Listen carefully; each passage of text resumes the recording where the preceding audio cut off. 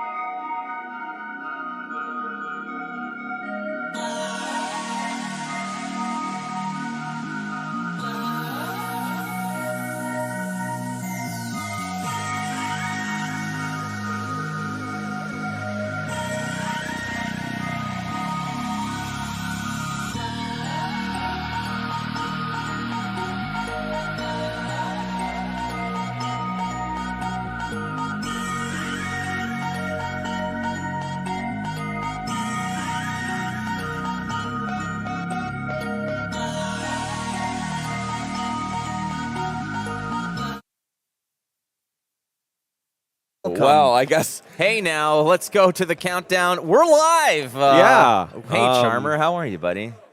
I'm fantastic now. I guess welcome to the Realm Games Invitational here in Columbus. We're supposed to do a lead-in, but we This thought we is had the a little lead-in. more time. We don't. We were looking at this amazing stuff. They were like, hey, at some point, if you want to show off, some of the cool things the players are competing for, you can. And so we were enamored with it, right? Yeah. I'll start with mine. So this is going to the champion. It is a Realm Invitational But hold on, champion keep it up playmat. there because you can see it's like it shimmers in gold. It's beautiful. It is actually a fantastic playmat, but oh gosh, hold on a second. Something I will never do in my entire life is something along the lines of like this, which is no. But this is the Realm Invitational, the championship bracelet, and it is like encrusted in all kinds. I believe this is pure platinum mined from an asteroid from the Outer Rim territories. But take a look at how absolutely beautiful this piece is. It's very akin to, if you're somebody who's ever watched poker coverage, like winning a poker bracelet. And so to me, there is like no greater flex than when you roll up to your next Flesh and Blood event and you're just casually wearing this. Like, oh, by the way, I won the Realm Invitational. And it's actually really neat, I think, anyway, that the Realm decided to do this because I am a big fan of, how do I want to put this? Like obscure things that you win. I don't know if you heard me when we were in Barcelona, but I was cheering incredibly loudly when Matt Folks got his giant oversized check that he was due from his Pro Tour win. Because I've always said, like, yeah, don't get me wrong, the prize money is fantastic, but if I ever win an event, I want an oversized check. I want something absurd.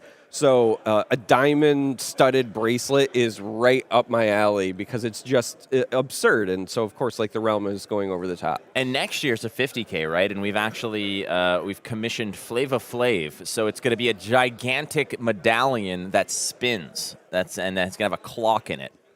I don't know if you knew that. I didn't, but my what? My Lord, is it going to be great?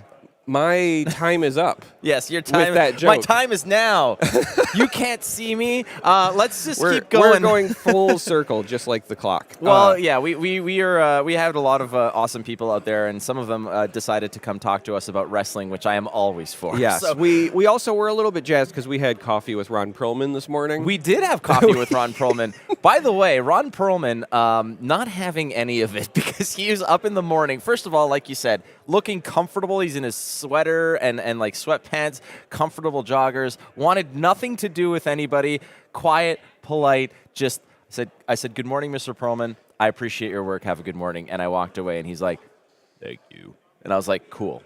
Yeah. That's it. We had coffee with Ron Pearlman. I also adore that for his coffee order, like he still gave the name Ron. Like they have to call the order's for Ron. Like we don't all know. We got Don Earlman, and he's just like, I'm freaking Hellboy. Anyway, this is a flesh and blood broadcast. It is. And we have some exciting games for you today because we are in day 2 of the Realm Invitational, and we are going to be covering the draft portion. So the top 32 from yesterday advanced, and we are going to have a Bright Lights draft, and we're going to start by actually covering one of the draft pods, the draft sequencing, as well as the games, and that's going to be very, very exciting.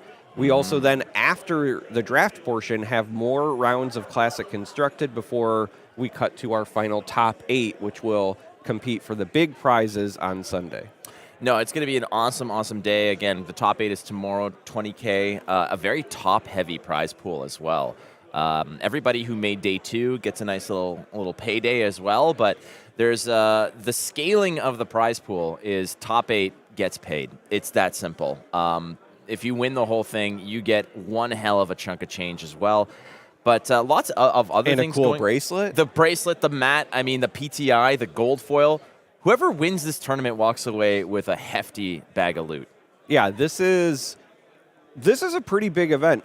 But, it's not just the players who can be winners, because throughout the day, we're going to be doing giveaways. We did some pretty great giveaways yesterday, but we also have some more great ones today. We're going to give away another cool card. So what that is, you'll have to wait and see. Yesterday, it was a Marvel Angel. Ooh. We're also going to give away a playmat. So today's playmat is this very cool. I originally said it was like stained glass, but I'm now transitioning to it's like a butterfly wing design. But nonetheless, just very, very fun. We're going to give away one of these today.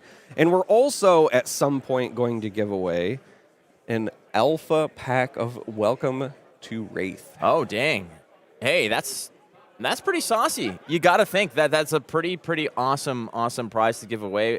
I'm going to be doing an alpha draft later this evening. Yeah? Heck yes. I hear there's stiff competition in that. Oh, I will be stiff for sure. This is my first ever alpha draft, so there's going to be some stiffness indeed. That said, we are getting ready. The players are going to be lining up. I want to talk really quick about this pod that we're going to be covering in just a moment, because we've heard about pods of death. This is the purest, no wonder Ron Pearlman is here straight from hell, because he needs to witness the absolute Armageddon that is this particular pod. We're going to run through some names. Are you ready for this? Now I'm ready. I'm strapped in. Let's do this. We've got Raj Parikh in that pod. Cody Reddy. He's ready. But also, jokes aside, was our number 1 seed from yesterday, the only player to go undefeated. That is correct. We've got Matthew W., top 8 at the World Championships.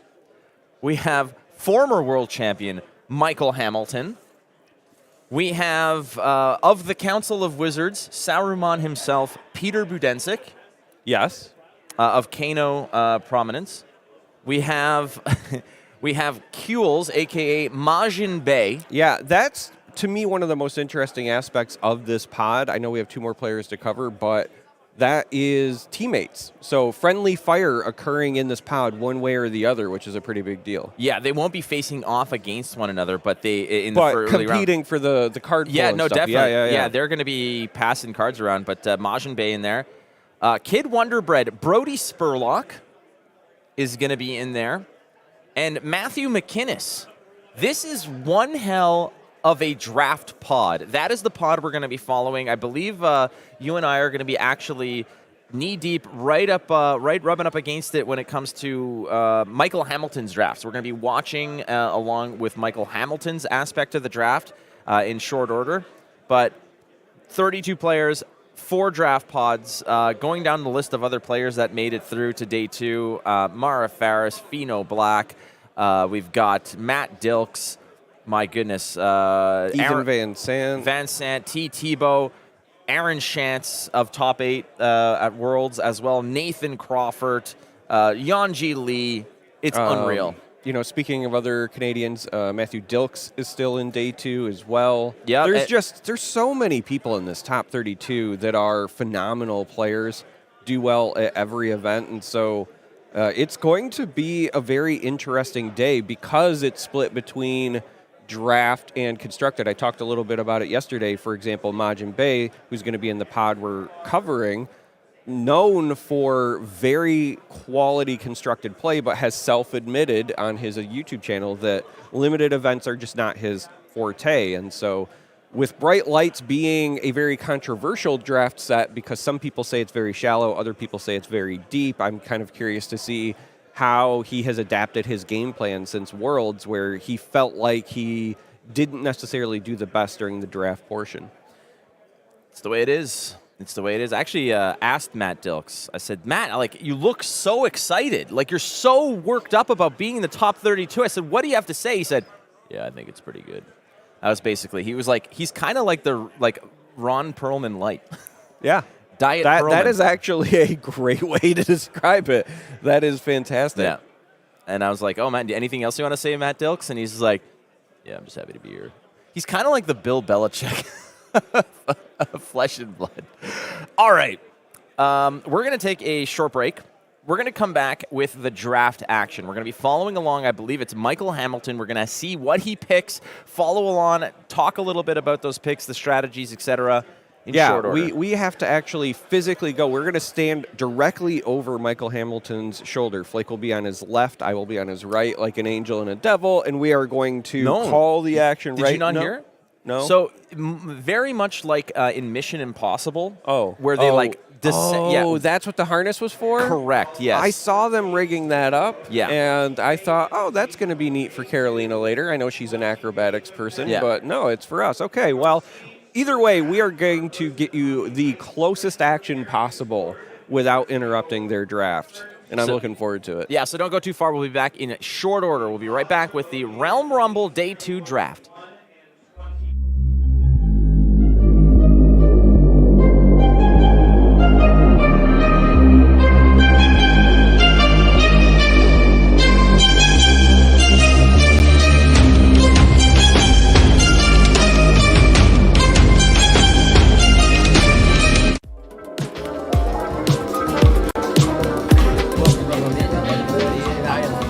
Welcome. Hi, I'm Ethan Manson. Currently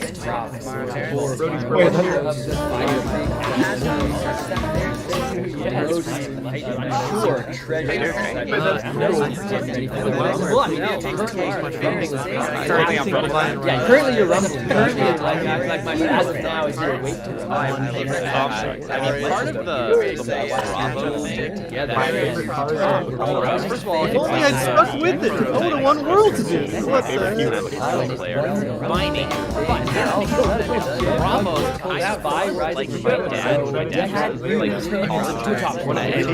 You're already beating him. You just want to beat him. We're going to be talking.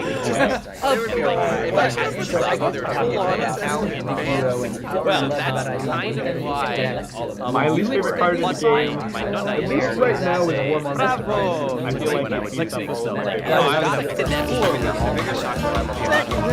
Probably the first event of Buffy new Americans always think so. They're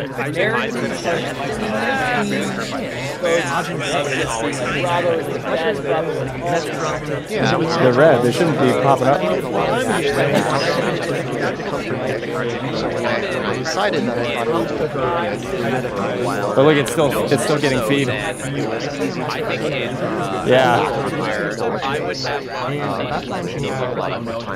have conversations with people like Roger Babe. So that's exactly what happened. I decided that while I was world position, so I back into it. I really like Dash because I think I wish I checked it. You got people like the range is all the way from one of my stresses decks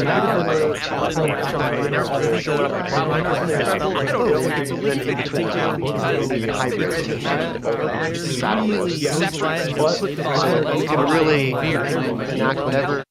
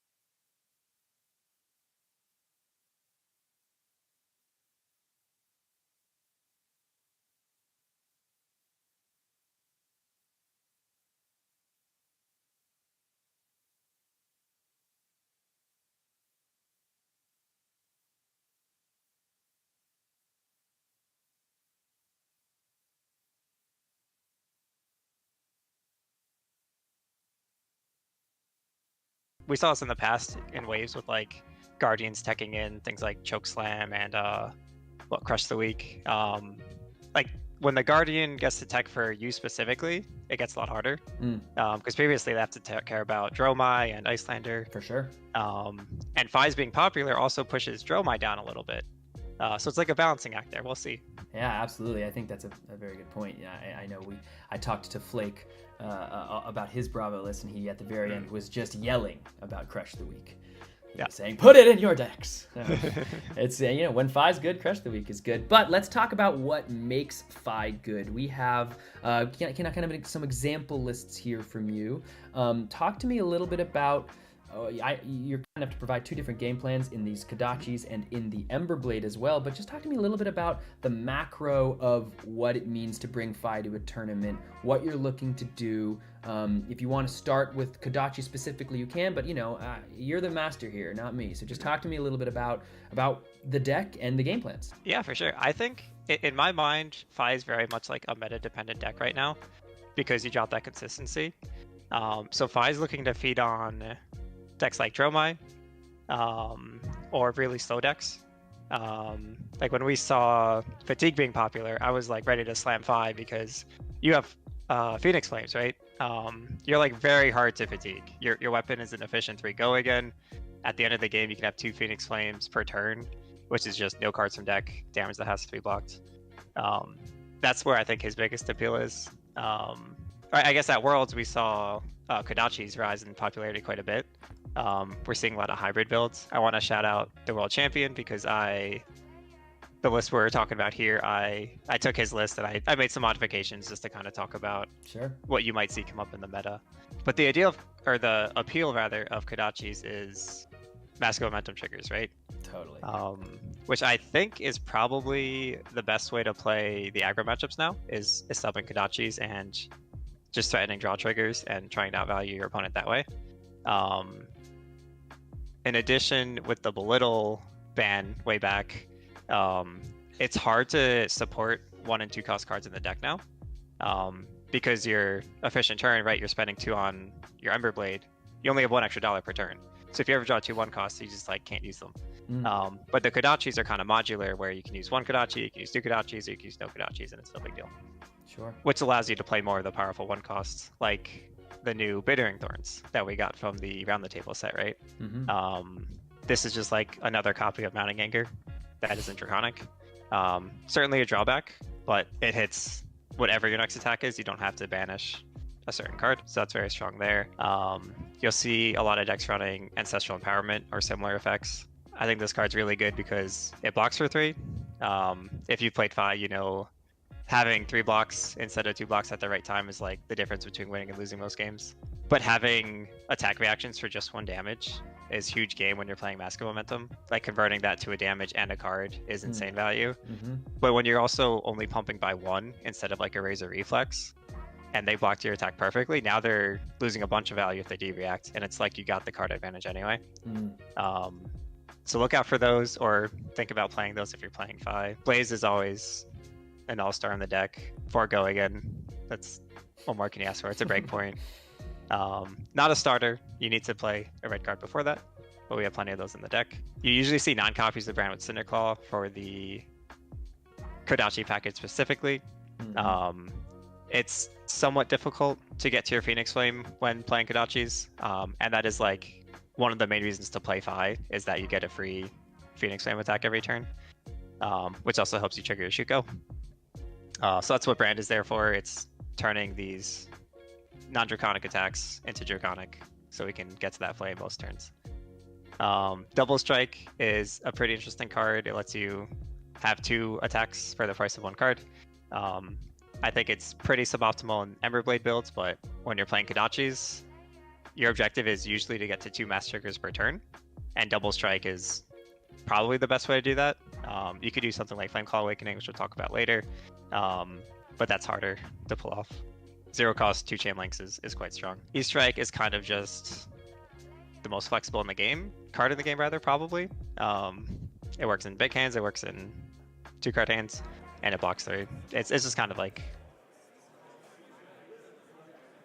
It's go time, Charmer, as the players, as you can see, we're following along with the former world champ, Michael Hamilton. Across the table, you can see Council of Wizards, Saruman himself, Peter Budensic, reading invisible cards, just practicing. Sometimes you got to visualize it, Charmer. I thought earlier you said that it was Sir Majin Bey that was Saruman. They're all, one of them's like Radagast, the brown, the other one's Saruman. Right. Yeah. I just wanted to make sure I had it correct. I feel like Peter is the Gandalf of the group. I can definitely see that. But as you can see, very special packs here. These are realm stamped cards, verified and ready to go as it's time to draft. And again, that is Michael Hamilton we're following along with here as he's going to go ahead and pull out the tokens and let's get at it. So across the table again, there's Peter Budensic.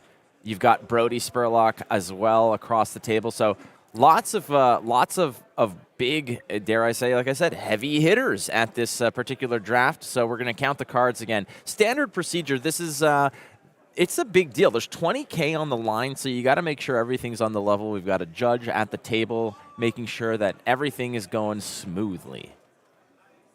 I will also just say that I appreciate all of the personalized touches that the Realm has put into this event. As you pointed out, right, the Realm stamped packs, but there is also the playmats that were given out to the competitors with their names on them, etc.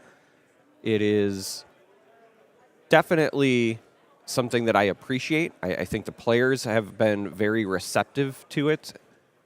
And a lot of deliberation here because this first pick is when you have the most time, right? If you're not familiar, these are traditionally facilitated drafts. So your first pick, you have the most time to kind of go through the cards, see the nature of the pack. And it's also a really important pick because whatever you take out of this is going to likely send a signal to the person on your left, because when they take a look at this pack, they're going to look for, okay, what was taken out? Is this pack missing an Evo? Is it missing a rare? What was it that my opponent likely took out so that I can adjust my draft accordingly? And I mean, signals in this particular set is not as easy to send as it might be for other sets, let's say, where things might be divided particularly by class, where you're like, oh, well, there's X amount of Guardian cards or X amount of Brute cards, and there's one missing. We kind of know what was taken away. In this case, they're all Mechanologist cards, so sending signals is not going to be as easy, but nonetheless, there are some archetypes, and everybody has talked about how they've been in draft pods where it's like, okay, we've got 7 Teklo-Vossens. So, he very quickly flashed what his selection was, and unfortunately it was very quick, so I couldn't quite catch it. It did not look to me like it was an Evo, though, which is one of the things that I was going to highlight. I think that he's trying to stay open right now. I'll just piggyback on what you were saying. There are a couple of different archetypes that you can draft into, so when you're talking about sending signals, usually the quick one that everyone looks at is, are Evos taken out, right? If somebody's hoarding Evos early, it might be that they are looking to play Teklo-Vossen. That seems to be the most popular pick in Bright Light's draft because the Teklo pile, as it's called, is kind of a comfort pick. But you can also stay open because there are some really powerful, they're not true generics, but I describe them as generic cards, and these are your like 1-for-5s with boost. They're good in any of these decks, and if they also have an on-hit, something like an opt or can't be defended by equipment is also just very, very good. Another thing that is kind of generically good throughout all of the deck archetypes is the overpower mechanic, and if you take those, you stay open, and then you can maybe pick up items if you want to go into draft later. You can pick up some of the stuff hyperdriver based if you want to go into max. Teklo, again, he cares about Evos, but then after that, as long as you have big attacks, you're fine.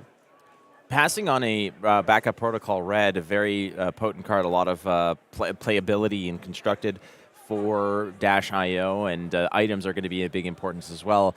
In testing for Worlds, I was part of a draft pod that had 8 Teklo-Vossens, not on purpose either. It just happened that way. It was an absolute nightmare where we all were like, hey, one of you is not supposed to be on Teklo-Vossen, and then we all were like, I think we're all not supposed to be on Teklo-Vossen at this point, but that might not be the case here, as the the Teklo pile, as you put it, is it a very attractive and kind of easy way to sort of build your deck without having to sort of break your brain with putting together something like Dash.io? So it's very fun to watch Michael Hamilton navigate this because he's kind of doing a sorting of the pack. You can see he was putting some items in slots together. He moved Firewall to the back. And I think that he's kind of sorting this to see what's already been taken because he's not just reading the signals from the left, but now that we're a couple of picks in, he's trying to get a read on what the players, 2 and 3 down from him are on so that he can really try to determine what your seat is. So you'll sometimes hear people referring to drafting your seat, and the idea is you want to figure out what is going on the left, what is going on the right, and so there he opted to select a boom grenade, which is usually a signal that you're looking to draft Dash.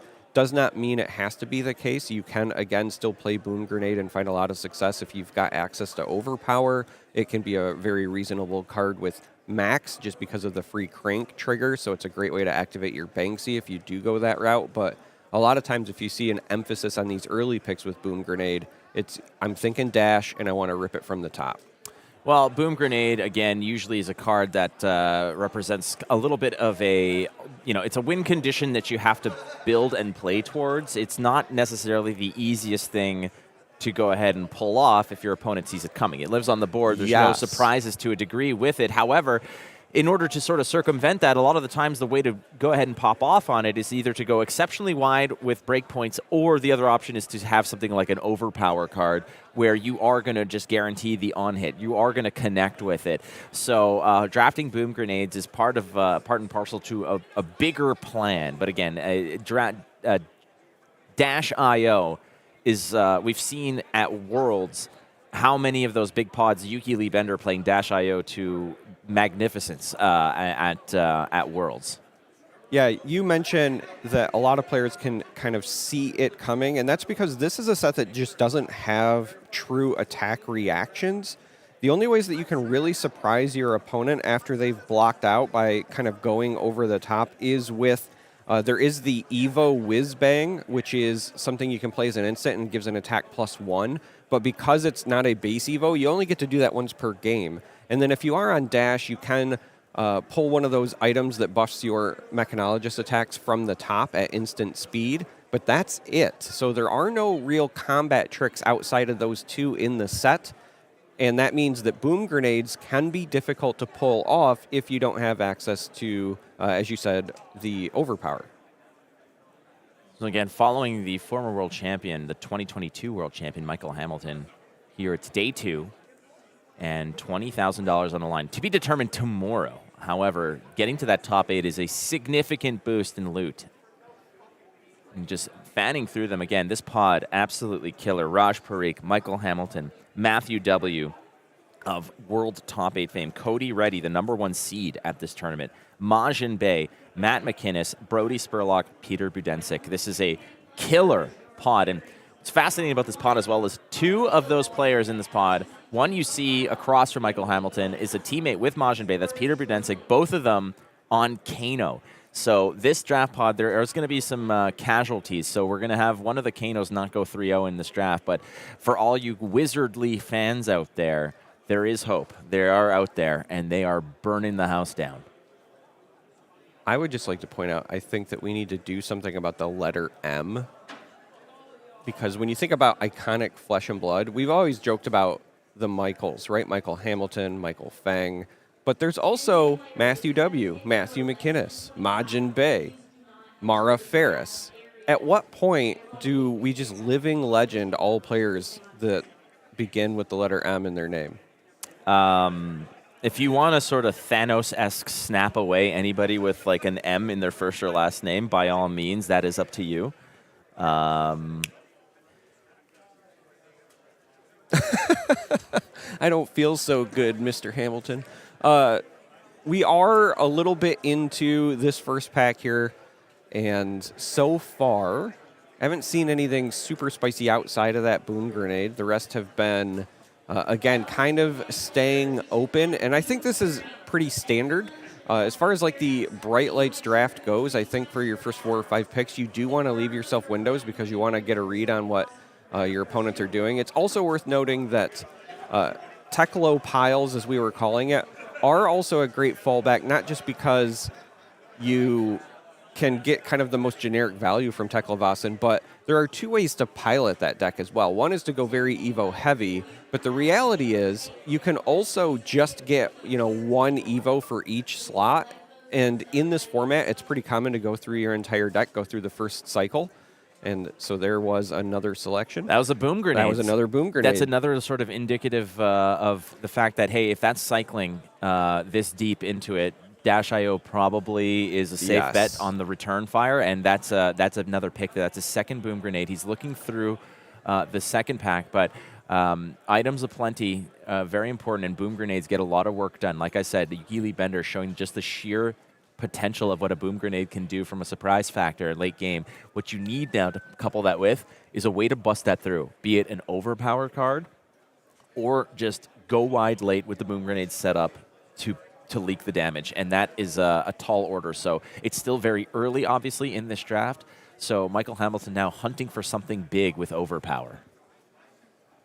Yeah, and again, we'll kind of keep an eye out for some of the Evo selections as well. As I pointed out, Evo Whizbang being one of the ways that you can get that bonus through.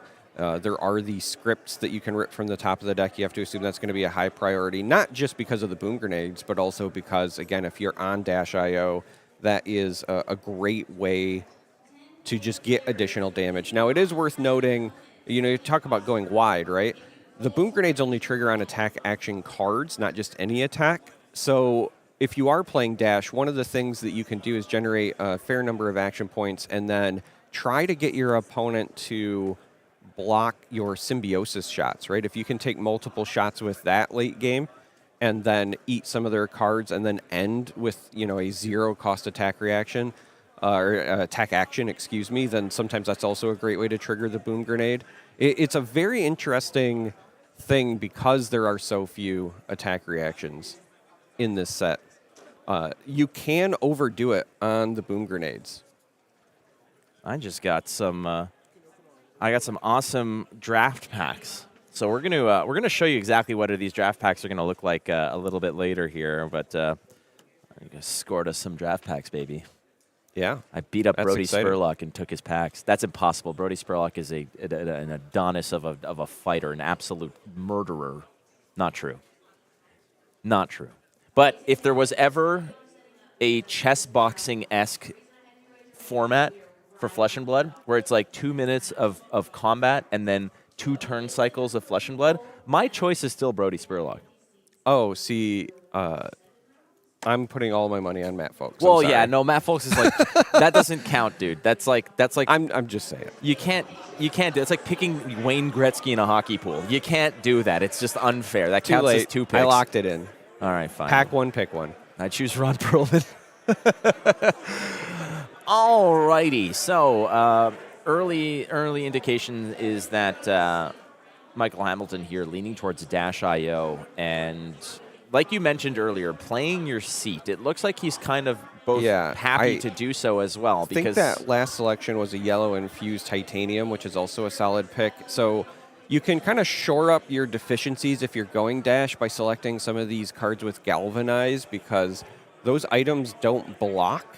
And that means sometimes you'll take damage when you are deploying them. Now, Dash obviously can cheat them in from the top of the deck, but every now and then they will gum up your hand, and you'll take some upfront damage, but then you can block better later by utilizing the Galvanize. I was just getting ready to say, one of the pitfalls I have ran into when drafting Bright Lights, because I got to draft it a few times during the ProQuest season, I really enjoyed it, is you want these really key items if you're on Dash, but there's the double-edged sword of, oops, my hand is 3 items, now what do I do? You just take it. And if you're playing against an aggressive Max, for example, whose game plan is potentially to go wide, then you sometimes run into a bit of a problem. So getting some of these galvanized cards, I think, is going to help, but you do always run the risk of running too many items, right? There is a sweet spot. You don't want to overdo it and then just have all items, because you also need the attacks to trigger them, for one, but also you need blocks.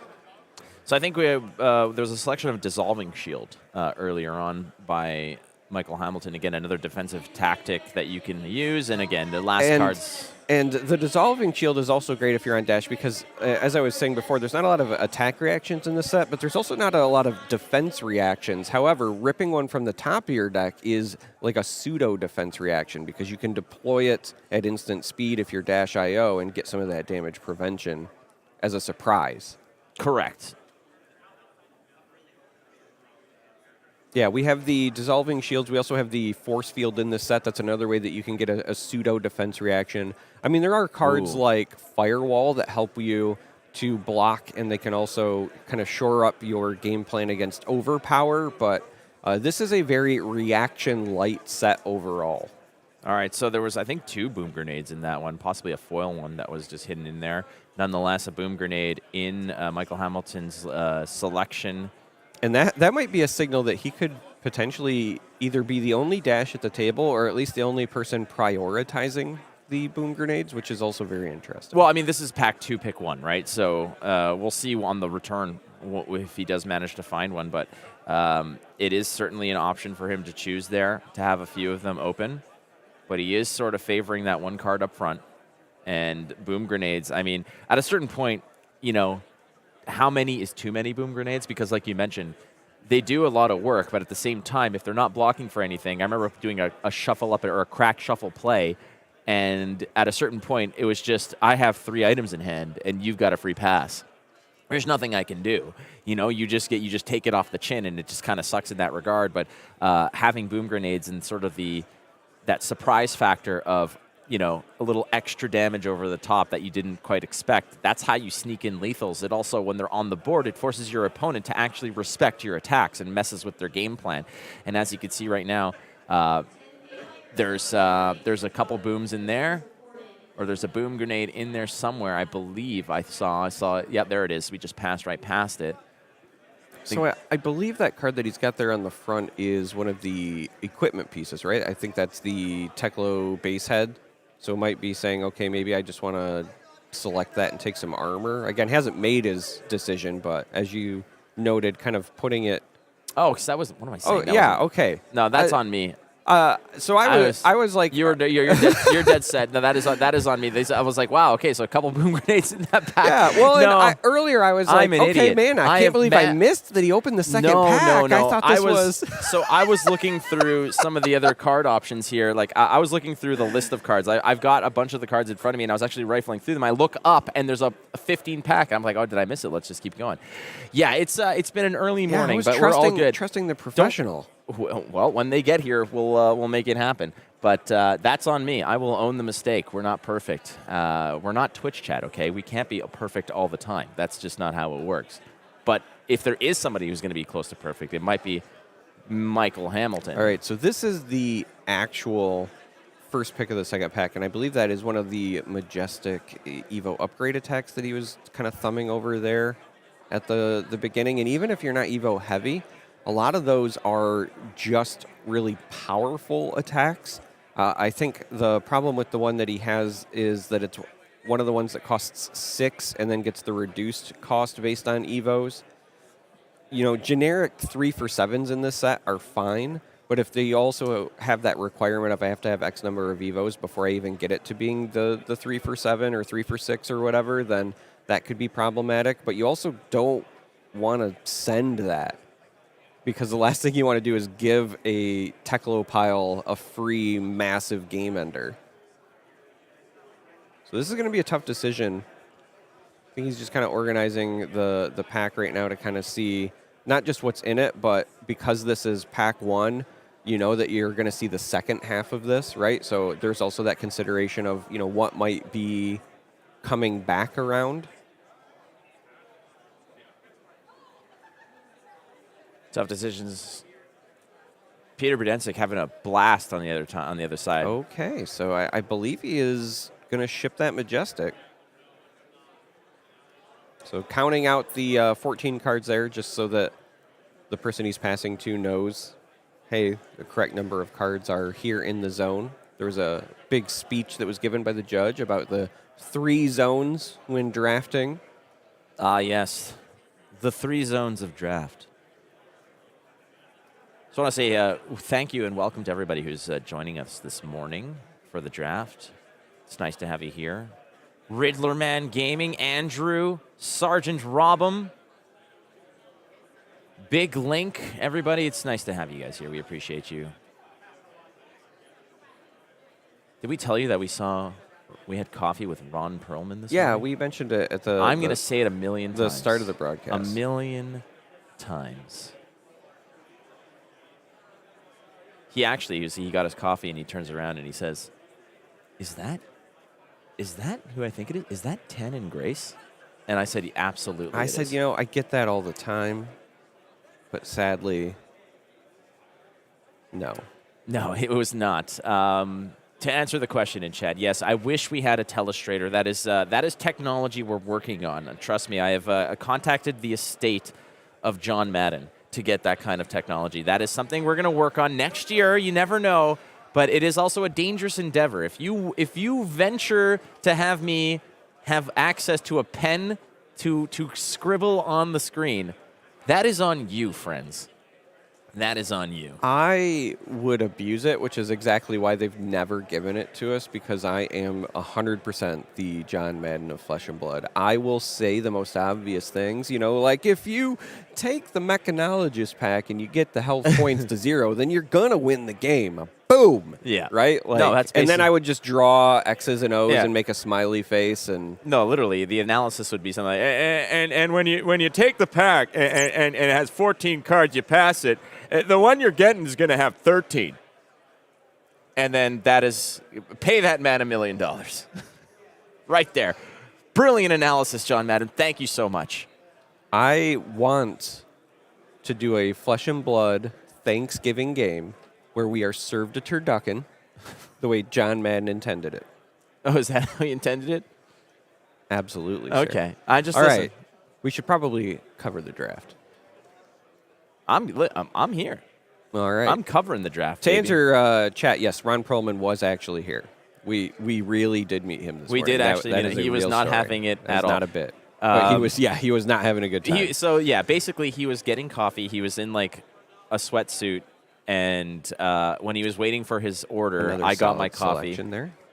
And basically, in passing, as I was leaving, I merely just walked past him. I said, Mr. Pearlman, I really appreciate your work. Have a good morning. And he said, thank you. And that was it. If you're not familiar with the venue, we are in the Greater Columbus Convention Center. We have this amazing Realm event going on, but also in the same building today is GalaxyCon. So there are a number of cosplayers, there are actors from TV and film, just a great number of events going on, and so it's quite the atmosphere. There is a lot going on. There's certainly a vast array of cast of characters from various different conventions going on over here. Now, Michael Hamilton has drafted a bunch of items, boom grenades, things like that, but you have to balance these out, too. You'd have to think to other factors, being number one, attacks to connect, to trigger them. And the other option here is that you have to also balance this out with fuel. You need blues. You need stuff to actually send this stuff. You're absolutely right. You want to get a certain number of blues because you want to be able to pay for things. And to not just pay for things, but you also need to pay the tax for when you're ripping some of these items off the top. As I mentioned before, you're going to put some sort of emphasis on the blocks with galvanize, so that if you're playing an item like a boom grenade and you don't get the attack in, or you don't feel like you can still get some value out of it. It's not just completely dead card. And then as far as the actual attacks go, big attacks where you can chew through cards of your opponent are always helpful. Also, anything that can generate action points so that you can take multiple shots with your symbiosis shot are beneficial. And then you might put some sort of priority on cards like Met X or Expedite, where if you have those items in hand, you can potentially play them for free, keep them around a little bit longer. Those are the types of things that you're ideally looking for, but you are right. You want a certain number of blues as well, and that is one of the things that you'll notice when you're drafting Bright Lights, where blues dry up pretty quickly because all of the classes want them. Teklo, when you don't have your full Evo suite, needs them just to be able to swing. Max, it takes a blue if you're planning on activating his Hyperdriver and Banksy. That's a blue by itself. They kind of come at a premium in this set. Yeah, and it's like it's a very different sort of feel when you do that versus going to previous sets where everybody's starving to pull those reds. You want the aggression, you want to pull the fire out of the deck in order to actually convert for damage, and then usually late game you're just picking the bones of the blues and the yellows of the cards that no matter. In this case, it's a different kind of approach. You need blues. There's block threes aplenty, but you want those blues in order to actually have efficiency with the actions you want to take. You want to pitch one card to do multiple things, and blues come at a premium. It might be a little bit weird for you to sort of make that shift if you're not familiar with Bright Lights. I know that was a mistake I made in my first ever Bright Lights, was I was just saying, I'm like, hey, a 4 go again, a 4 boost. Like, let's pull these reds. Like, you kind of feel like you're getting away with murder until you realize that you have no way to actually pay for this kind of stuff. Speaking of the atmosphere here at the event, not only are there a number of cosplayers walking around for GalaxyCon, but there is a cosplay contest today at this Realm Invitational, and I'm already seeing some of the participants walking around in amazing get-ups, and I also see Elaine dressed up as the embodiment of Earth and doing fantastic. Michael Hamilton, 2022 World Champ, midway through Pack 2 here. Is he just settled on Dash.io? Do you think that there's still room to pivot, or is he just priced into that? He found the boom grenades, he found some things. I mean, you kind of want something like that massive, that majestic, that does so much work, that overpower, cost you 3 on hit, +3 attack. The thing that the Swiss Army knife of just finishers, like that would be the beautiful kind of late game gift that you can open in one of those packs. But ultimately here, do you think that Michael Hamilton is just on Dash.io? Is it settled? I feel like some of the item selections outside of the boom grenades tell me he's settled on Dash, because you don't really want some of these like dissolving shields and things like that if you are playing Max, for example, and you definitely don't want this number of no blocks if you're on Teklavasen. So if you're talking about pivoting at this point when you have so many items, Max would be the one you'd consider pivoting to, just because if you play these items that have crank and you crank them, then you can still activate Banksy.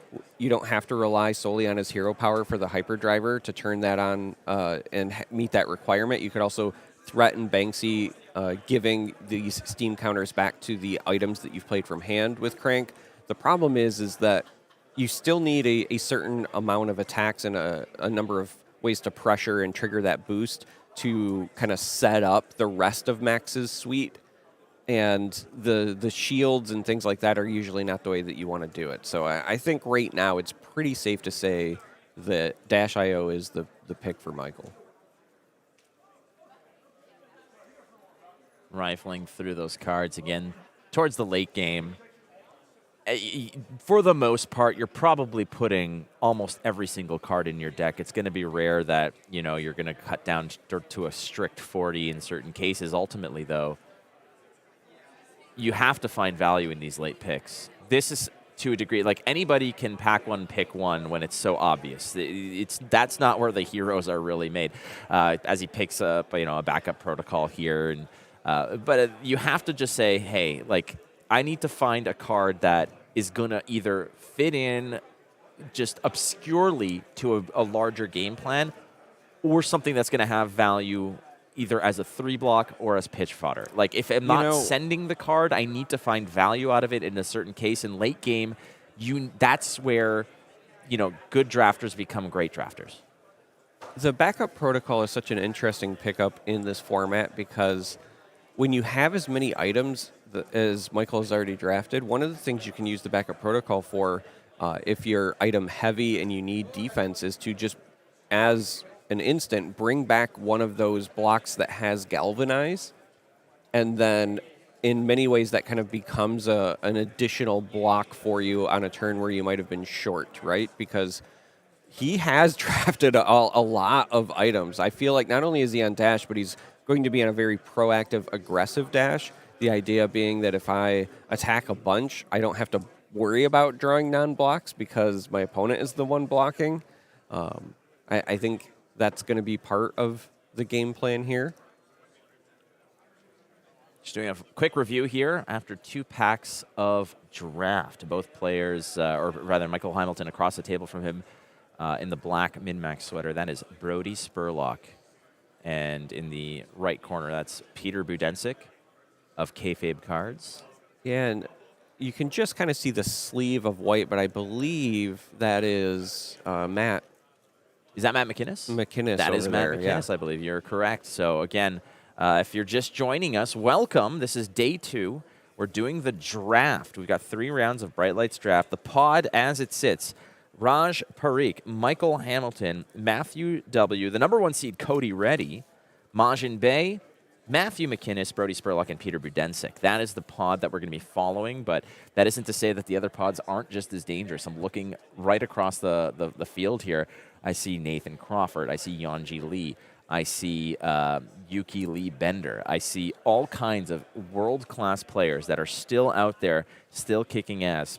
Fino Black is still in it. Aaron Shantz, T. Tebow, Brian Lorenz. I said Nathan Crawford. I mean, there's an immense amount of talent out there still vying to make day 3, rather, the top 8 tomorrow. All right, looks like we are getting ready to open pack number 3 here, the final pack of this pod. Again, handcrafted with these beautiful realm Isn't stamps. that cool, man? It is It is pretty so great. cool. We've got 3 of those packs in front of us here. We're going to open 1 or 2 of them in front of you guys at the when we cut back to us a little later. But it's like you mentioned, the little touches, the personalized touches, the playmats, the personalized playmats that were ready at their tables when they were going to go ahead and set up for round 1 yesterday. Just these little tidbits. This is why the Realm Games is so awesome. It's because they put experience over everything else. They want the players to just have a great time Now, at these just events. to clarify, we say experience, meaning the experience you get to have as a player, not experience points. No, exactly.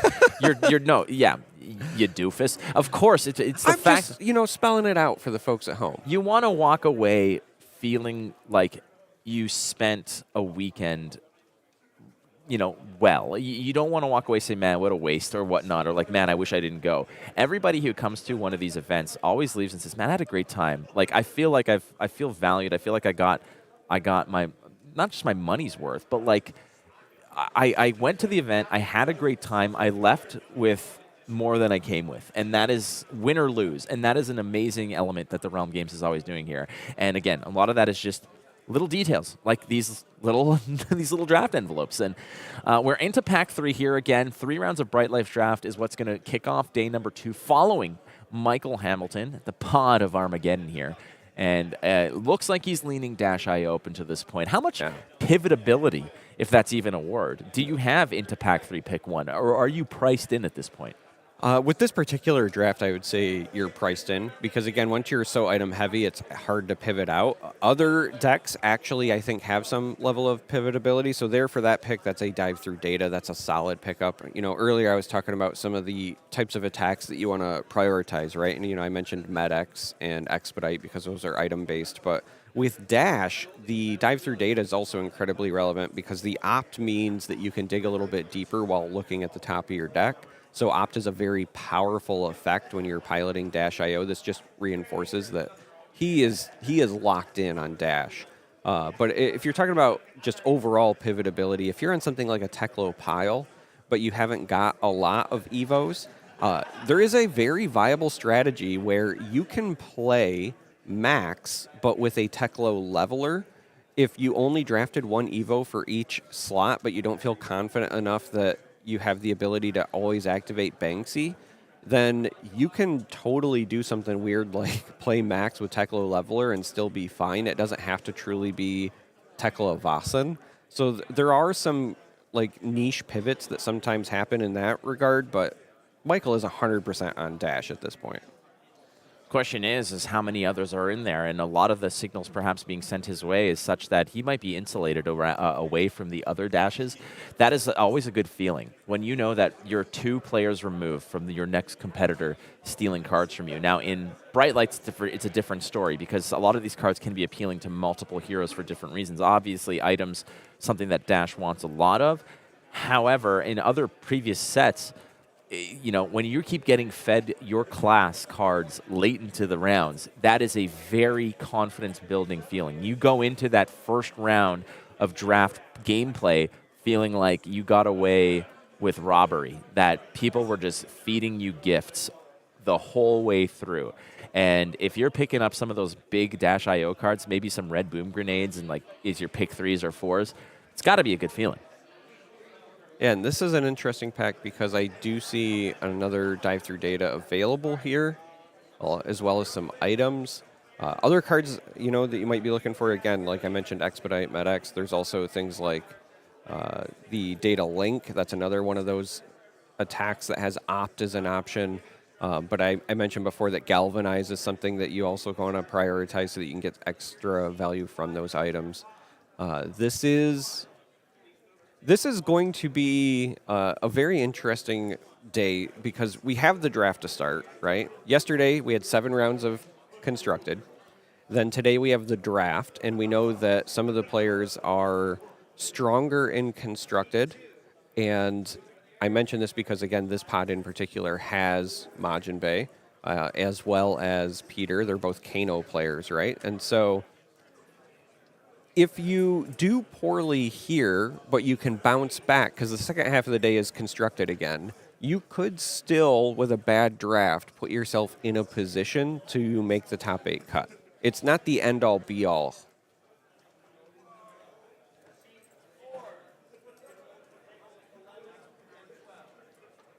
This is usually the position, like that pack 3, where you're either feeling ultra confident and saying, all right, now it's just time to improve this awesome construct that I've started to build.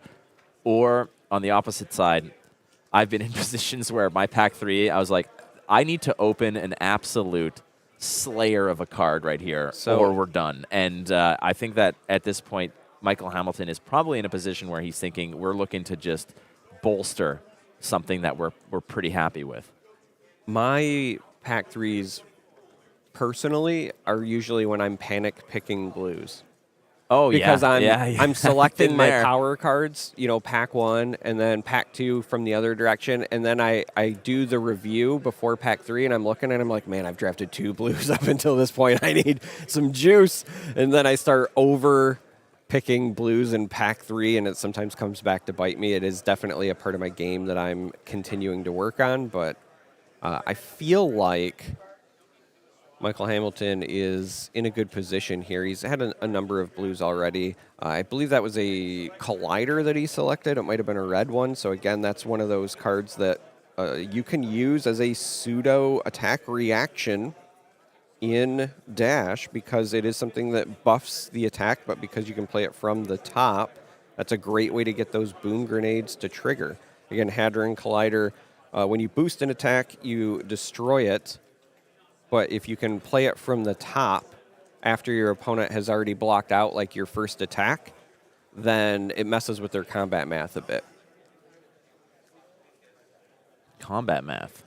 Yes. We were talking about chess boxing. Combat math might be the next thing. Yeah, combat math. It is where you have an MMA fight and then you solve an algebraic equation and you rinse and repeat. Yeah, it's tiebreakers are a round of Sudoku. Yeah, exactly. It's just like, all right, we're going to do 3 minutes of Brazilian Jiu-Jitsu, then we're going to do some calculus.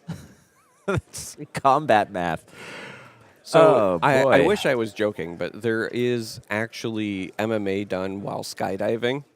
Okay, well, this is a real thing. You can Google it. And what I have decided is that I want to play Flesh and Blood while skydiving. Well, yeah, good luck with that. I've heard of phone booth jiu-jitsu, which is fun. Phone booth MMA. Jacob Bertrand is the reigning world champion. I don't know if he's the reigning world champion. He's definitely one of the best ambassadors for it because without him, I would have never heard of. It was van jiu-jitsu where both competitors sit buckled into opposite ends of a van, and then a whistle blows, and they have to unbuckle themselves and have combat in a moving van. These are things that exist, friends. So Flesh and Blood, when people are saying, that's ridiculous, why are you playing cards? Well, it's that or fighting in a phone booth. So yeah, or getting knocked out while falling from a plane. Yeah.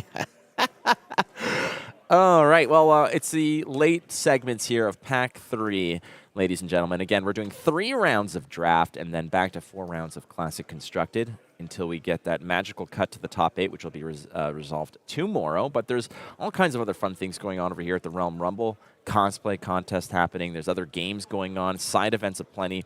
And I believe that there's going to end the day with an alpha draft, which, not sure. I heard that it might be broadcast. I cannot confirm nor deny that. All I can say is that I'm going to be in it, and I'm excited. One of the interesting bits about Bright Light's draft that I also want to put an emphasis on is that because of the boost mechanic and because of an emphasis sometime on fatigue with Teklevasen, this is a draft format where more often than not, players are playing far more than the 30 minimum. It's pretty common to just play 40, and that means your late draft picks still matter. There are not many cards. If your plan from the get-go is like, hey, I have to play 40 to avoid fatigue, there are not many cards you get to cut from your draft pool. And so this is in other formats oftentimes where, you know, if there's a good card or even something playable, you'll take it. But if not, you kind of just don't even care in these like last 5 picks of a pack. But it matters in Bright Lights. Like every pick is potentially relevant because you have such a small pool overall with, you know, trying to play 40 cards. Agonizing over these last picks here. It's tough to sort of... Yeah, and that's why I mentioned it, right? Because normally in a draft, this would be like, all right, whatever I can play. Yeah. Like, is there anything that actually is legally viable for the deck? Sometimes, you know, especially like WTR draft, if you're like into Ninja and there's like, you're in pack 3 and it's like the 7th or 8th pick, you're just like, okay, there's either a Ninja card or a generic that I can play, but like all these warrior cards I cannot touch. So there's still a lot of decisions to be made, even though they might seem inconsequential. You know, even if it's a 1% edge that you're giving yourself, I mean, you want to make sure that you get the right card here. Whether it's a 3-block or a blue, like something is going to have to eventually give. The other option is just thinking like, hey, I know that the person to my left or right or wherever I'm passing. Wow. So that, I believe it was a yellow, but it was a backup protocol with the second to last pick. Yeah, but backup protocol yellow. Like, this is the tough part because yellows are so not attractive that all right, so finding a backup protocol to go fish back. You know what I'm saying. You definitely know what I'm saying. I want to go back to what I was saying earlier, where if you're on Dash.io and you're running some of those galvanize attack actions just for the blocking portion, that backup protocol yellow might just get back a galvanize that you can use defensively in a key moment. Key moments are my favorite moments. Yeah, I like lock moments. I'm going to caster booth MMA you in a short while. But that concludes the draft, ladies and gentlemen. So we're going to take a swift break and take it back to the booth as the players have some deck registration time, and we'll get paired up and set up. So we're going to take a brief break, ladies and gentlemen. Don't go too far. We got 3 rounds of Bright Lights draft around the bend, followed by 4 more rounds of CC. Plenty of flesh and blood action here in Columbus. Don't go too far. We'll be right back.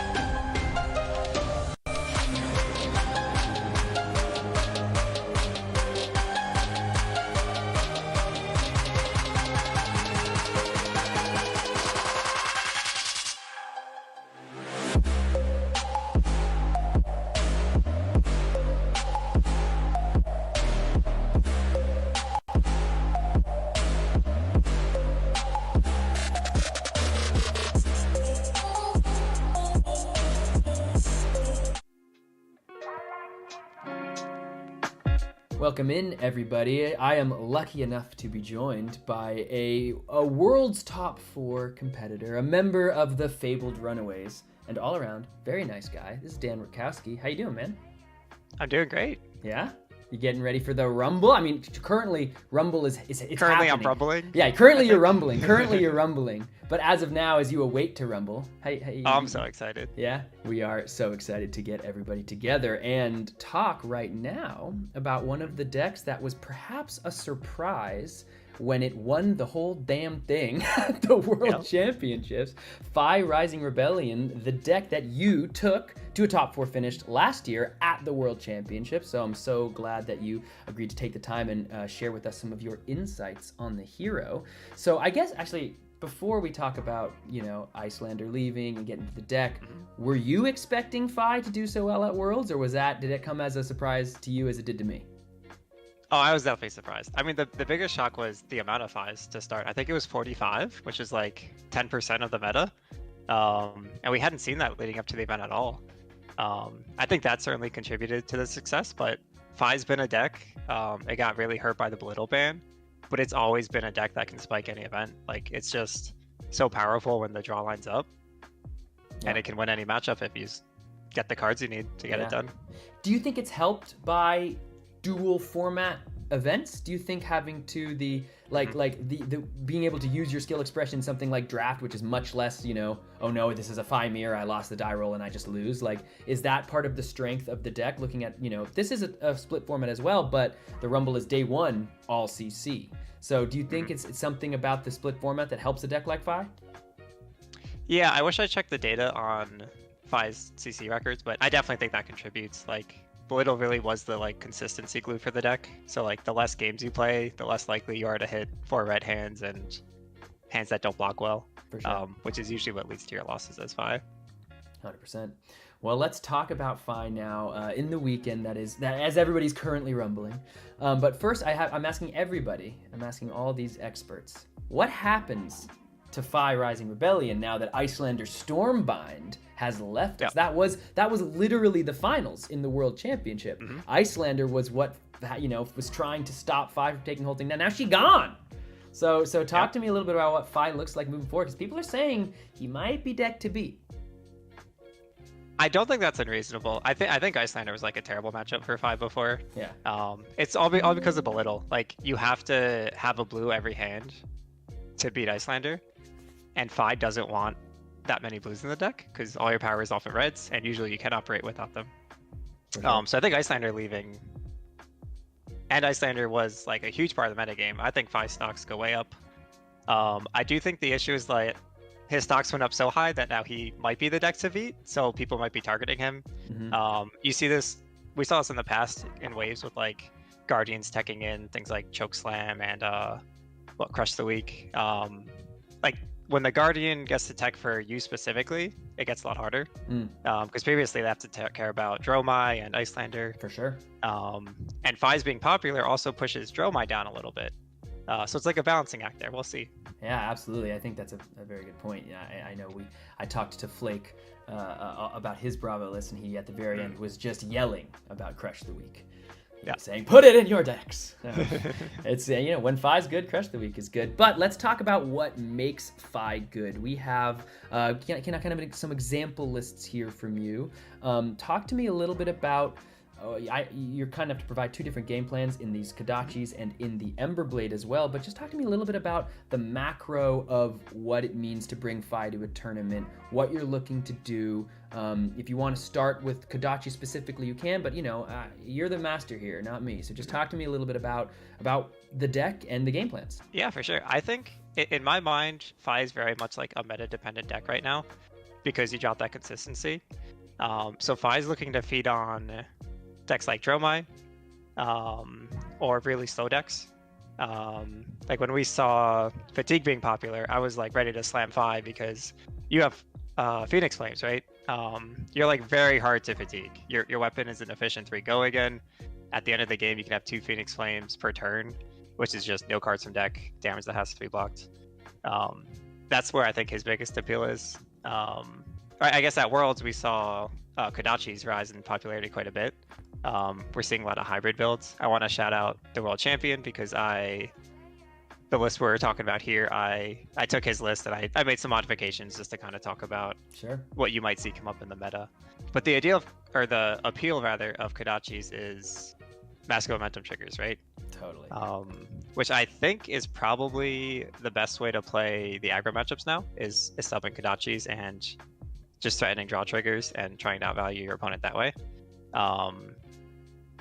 In addition, with the belittle ban way back, it's hard to support 1 and 2 cost cards in the deck now, because your efficient turn, right? You're spending 2 on your Emberblade. You only have $1 extra per turn. So if you ever draw 2 1-costs, you just like can't use them. But the Kodachis are kind of modular, where you can use 1 Kodachi, you can use 2 Kodachis, or you can use no Kodachis, and it's no big deal. Sure. Which allows you to play more of the powerful 1-costs, like the new Bittering Thorns that we got from the Round the Table set, right? This is just like another copy of Mounting Anger that isn't Draconic. Certainly a drawback, but it hits whatever your next attack is. You don't have to banish a certain card, so that's very strong there. You'll see a lot of decks running Ancestral Empowerment or similar effects. I think this card's really good because it blocks for 3. If you played Fi, you know having 3 blocks instead of 2 blocks at the right time is like the difference between winning and losing most games. But having attack reactions for just 1 damage is huge game when you're playing Mask of Momentum. Like converting that to a damage and a card is insane value. But when you're also only pumping by 1 instead of like a Razor Reflex, and they blocked your attack perfectly, now they're losing a bunch of value if they de-react, and it's like you got the card advantage anyway. So look out for those, or think about playing those if you're playing Fi. Blaze is always an all-star in the deck. Forgo again. That's what more can you ask for? It's a breakpoint. Not a starter. You need to play a red card before that, but we have plenty of those in the deck. You usually see 9 copies of Brand with Cinderclaw for the Kodachi package specifically. It's somewhat difficult to get to your Phoenix Flame when playing Kodachis, and that is like one of the main reasons to play Fi, is that you get a free Phoenix Flame attack every turn, which also helps you trigger your Shoot Go.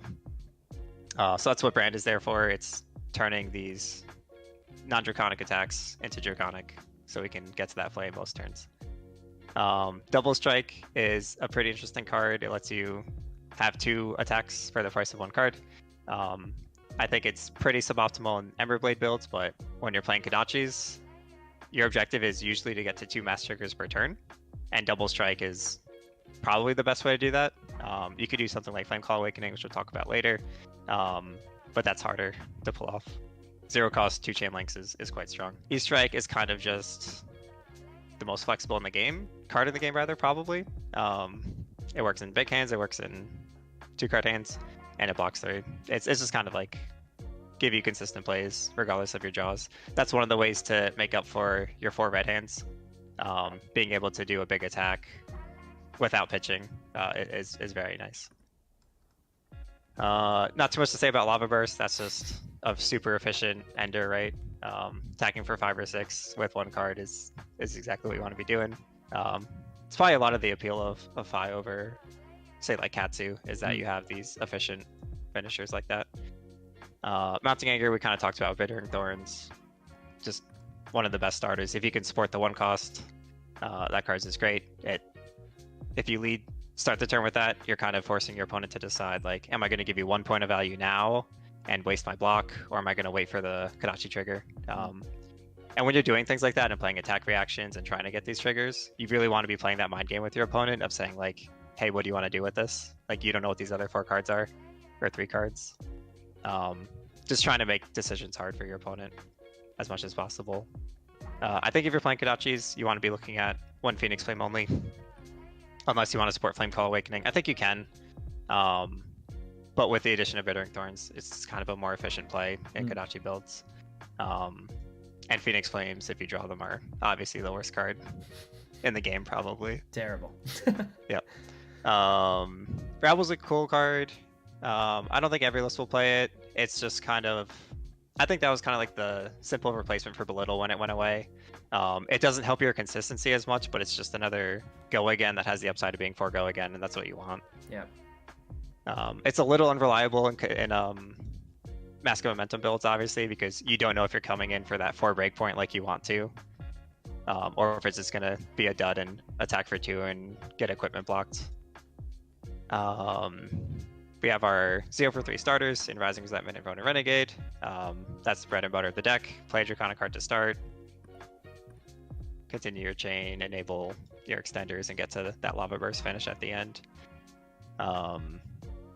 Snatch is just one of the best great cards in all of Flesh and Blood. Like, attacking for 4 and potentially drawing a card in 1 card. I don't think there's anything better.